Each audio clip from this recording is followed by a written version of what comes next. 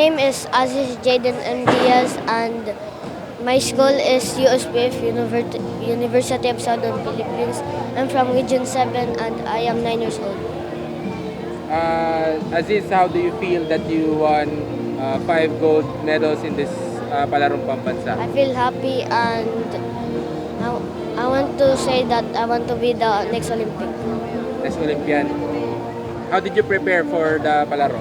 I prepare to train hard and be disciplined. Every day it's hard and it feels tired. In my brain that I want to be an Olympian.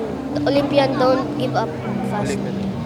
I was taekwondo before and my coach said that I was too young to be a gymnast, to be a taekwondo. So the gymnastic coach saw me, so he invited me in gymnast.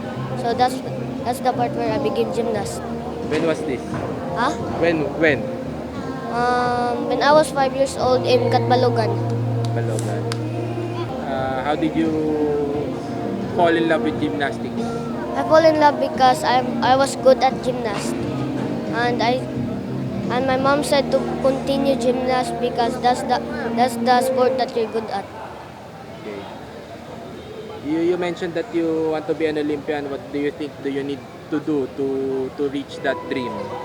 Train hard, discipline, and keep doing the routine every day.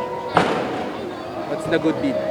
Routine that I jog at 5 a.m., 30 minutes jog, pull up.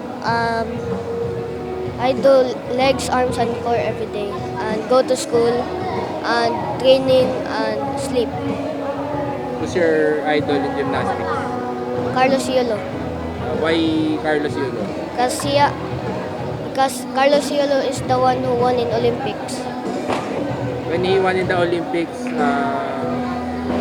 did you watch him? What can you say about his performance? Excellence. Excellent. What's your favorite moves, skills? Triple twist. Triple twist on floor. On floor. And then on vault.